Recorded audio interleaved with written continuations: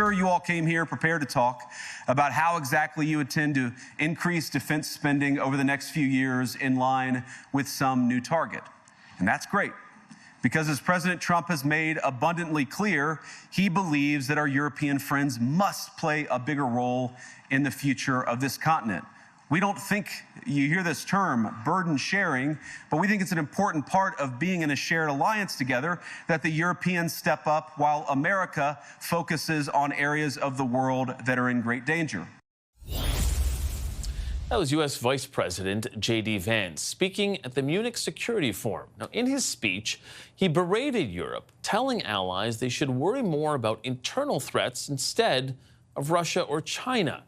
He also zeroed in on the Trump administration's call for allies to step up defense spending, or else they won't be able to count on support from the U.S., a point that was made very clear by Donald Trump yesterday while talking about Canada.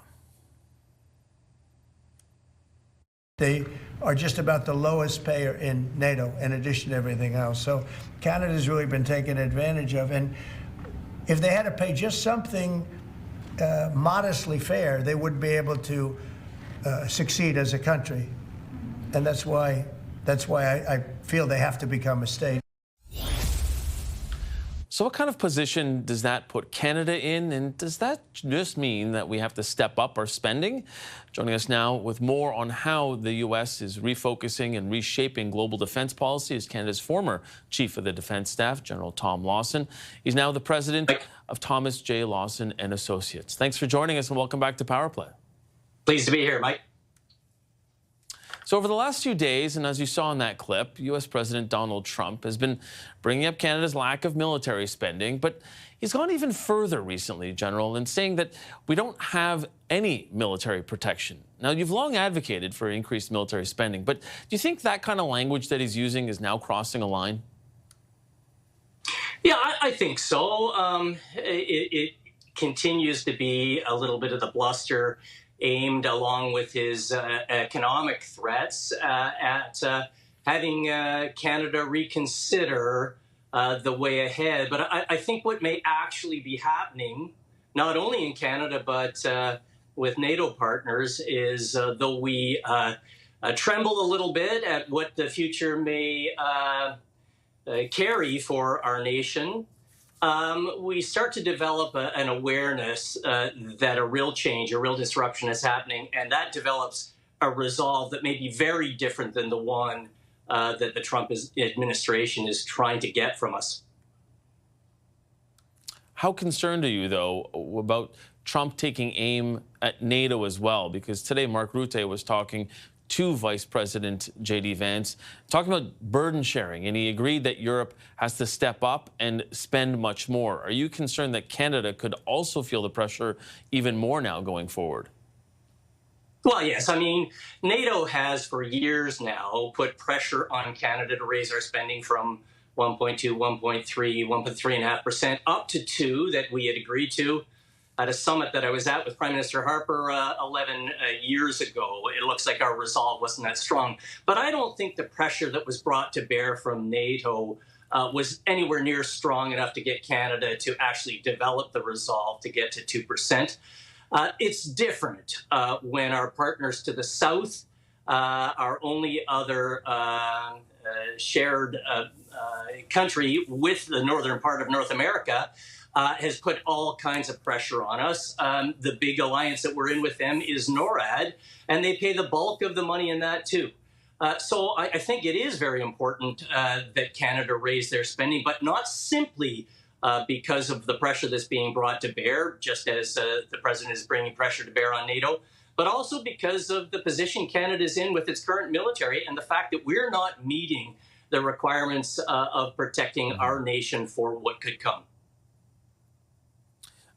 I want to sort of zero in, though, on his language, though, because he almost, not to say just belittles Canada, but even to say that Canada practically doesn't have a military. The last time you were on this show in January and we were having this type of conversation, you said the best way to get somebody's attention is to have a round go off near them. It feels like this is a lot closer than just a round going off and getting our attention. Yeah, it's not accurate, to be honest. You know, Canada it normally has about 100,000 people in uniform. And as you and I have spoken about, we're 17,000 short on that. Our bases, our ports, our wings have long been in breakdown maintenance as we try and save money. Although we have some good equipment, we don't have the spare parts to keep those things running. And that's long before we talk about the refurbishment that has to happen for NORAD, the ships we need to get, the submarines, and things like that. That being said, Canada has quite a number of highly trained people here in Canada available to protect Canadians in domestic emergencies. So for President Trump to be saying these things and perhaps getting into the minds of other Canadians who think that we leave unguarded our nation, that's not the case. Whether or not we have a lot of readiness available for deployment to NATO or in case some significant threats come against NORAD, that's a whole other question. The other issue that we've been seeing really sort of top of mind militarily this week has been about Ukraine. And Ukrainian President Volodymyr Zelensky told J.D. Vance today that he needs real security guarantees. You oversaw the start of Operation Reassurance. So how concerned are you about the language that has been used around Ukraine lately, especially when you consider that Secretary of Defense Pete Segath has said that the shape of Ukraine's borders remain to be seen? Does that worry you? Well, it seems like an odd way to open up negotiations, doesn't it? I mean, any sort of military negotiations, I would think you keep everything on the table. And I think we've seen since Secretary Hegseth made those comments that he's walked them back. In fact, said something almost as remarkable in the other direction, and that is that if Russia doesn't come to the table and bargain in good faith, they could face not only more financial pressure, but also perhaps American military action. So, you know, the field is wide open. Certainly, Ukraine needs to be part of the negotiations, and NATO needs to be part of the negotiations on a settlement. Ukraine does not have to be given a guarantee to join NATO, but they can be given a guarantee of security by NATO. Mm-hmm. Yeah, and clearly there is a difference there. And do you think that that's the way for peace? And we've only got about 30 seconds left here. I certainly do. I think that what you can do, you can actually agree to position NATO troops on Ukrainian soil while not guaranteeing Article 5, which is one for all and all for one, to put it in simple terms. So you can do those things and provide Ukraine what they need, even though this does not promise a future alongside or inside NATO. Okay, unfortunately, we're going to have to leave it right there. Retired General Tom Lawson, thanks so much for joining us. We appreciate it.